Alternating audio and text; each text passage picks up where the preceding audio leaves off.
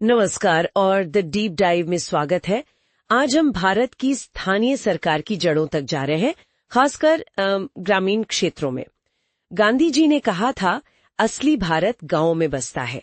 तो हमारे पास जो सामग्री है वो ग्रामीण भारत में शासन की इसी त्रिस्तरीय प्रणाली की पड़ताल करती है। बिल्कुल। और देखिए, भारत में 6 लाख से ज्यादा गांव हैं और करीब 2/3 आबादी ग्रामीण है। तो सवाल ये उठता है कि भाई, इतने विशाल और विविध देश में ये स्थानीय स्तर पर शासन आखिर काम कैसे करता है। ये डीप डाइव इसी पंचायती राज व्यवस्था को समझने के बारे में है। हमें जानना है कि ये संस्थाएं क्या हैं, ये क्या करती हैं और ये हमारे लोकतंत्र के लिए इतनी जरूरी क्यों है। तो चलिए इसे खोलते हैं फिर। लगता है ये सब स्थानीय स्तर पर स्वशासन और भागीदारी के बारे में है।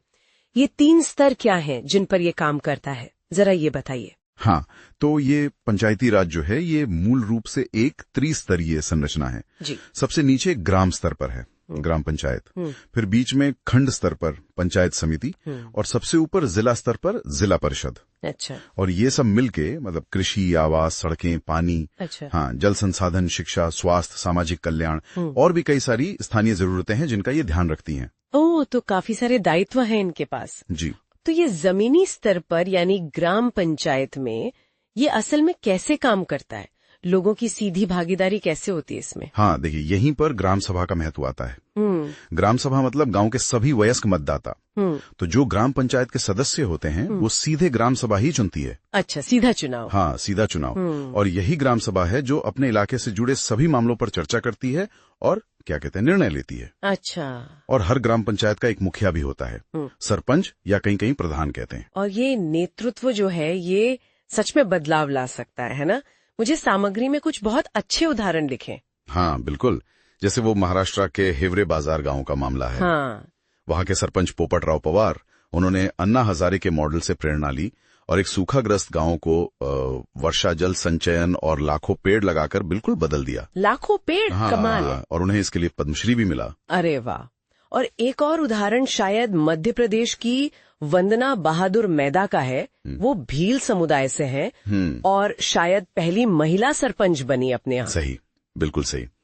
उन्होंने जो पितृसत्तात्मक सोच थी उसको चुनौती दी, महिलाओं को बैठकों में आने के लिए प्रोत्साहित किया और शिक्षा, सफाई जैसे मुद्दों पर बहुत ध्यान दिया।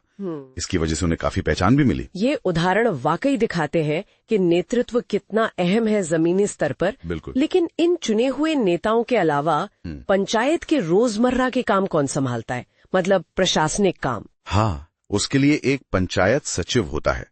वो एक तरह से सरकारी कर्मचारी होता है। उसका काम है बैठकें आयोजित करना, रिकॉर्ड रखना, ये सब। और कई जगहों पर जमीन के रिकॉर्ड के लिए पटवारी भी होते हैं। पटवारी?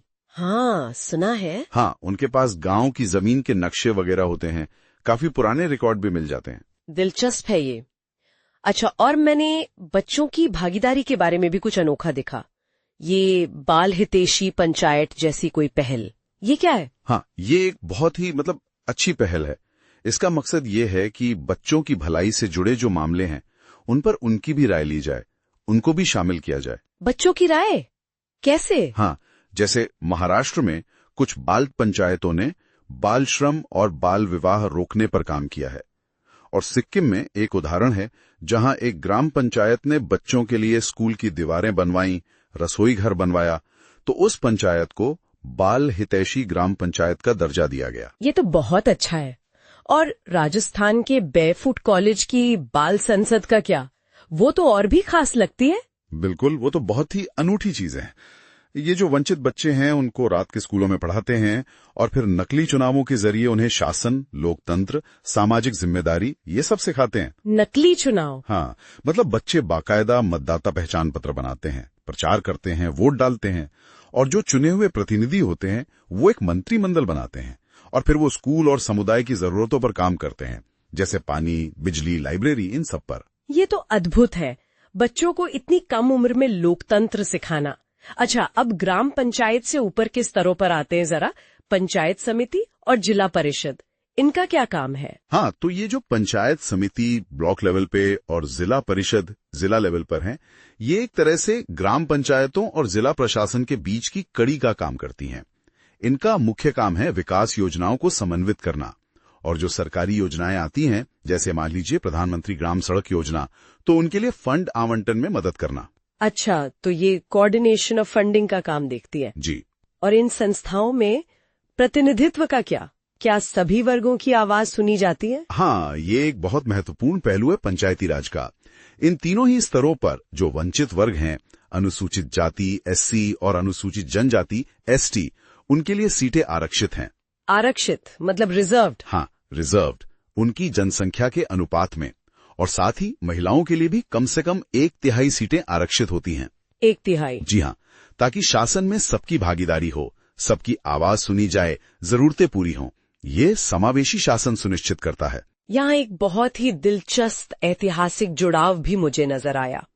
कौटिल्य के अर्थशास्त्र में कुछ ऐसा ही ढांचा बताया गया है। ये सच है। हाँ, ये काफी आश्चर्यजनक लगता है, लेकिन सच है। अर्थशास्त्र, जो करीब 2300 साल पहले लिखा गया था, उसमें गांव से लेकर प्रांतीय मुख्यालय तक एक पूरी प्रशासनिक संरचना का वर्णन है। और वो आज की जो व्यवस्था है उससे काफी मिलती जुलती है। अरे, यानी स्थानीय स्वशासन का ये जो विचार है, ये कोई नया नहीं है। ये तो हजारों साल पुराना है भारत में। बिल्कुल। ये दिखाता है कि जड़ों से जुड़ा शासन हमेशा से जरूरी समझा गया है। बिल्कुल, मूल विचार वही है, स्थानीय स्वशासन। पंचायती राज इसी सदियों पुराने विचार का एक आधुनिक रूप है। ये ग्रामीणों को शक्ति देता है कि वे अपने मामलों का प्रबंधन खुद करें और अपने क्षेत्रों के विकास में सक्रिय रूप से भाग लें। तो अगर हम संक्षेप में कहें तो पंचायती राज सिर्फ एक प्रशासनिक ढांचा नहीं है, ये जमीनी स्तर पर लोकतंत्र को जीवंत बनाने का एक तरीका है, जहां सीधी भागीदारी और चुने हुए प्रतिनिधि मिलकर काम करते हैं। सही कहा आप, ये स्थानीय समस्याओं को स्थानीय स्तर पर ही हल करने और विकास को गति देने का एक तंत्र है। हाँ, ये जरूर है कि अलग अलग राज्यों में इसके कामकाज में थोड़ी भिन्नताएं हैं, कहीं ज्यादा प्रभावी हैं, कहीं कम, लेकिन लक्ष्य सबका एक ही है, सशक्तिकरण और भागीदारी। और सोचने के लिए एक अंतिम विचार छोड़ जाते हैं सबके लिए। कैसे स्थानीय शासन की ये जो सदियों पुरानी अवधारणा है, जिसे आज की जरूरतों के हिसाब से ढाला गया है, ये भारत जैसे विशाल और विविधतापूर्ण देश में सामुदायिक विकास के भविष्य को आकार दे सकती है। इस पर जरूर सोचिएगा। इस डीप डाइव में शामिल होने के लिए धन्यवाद।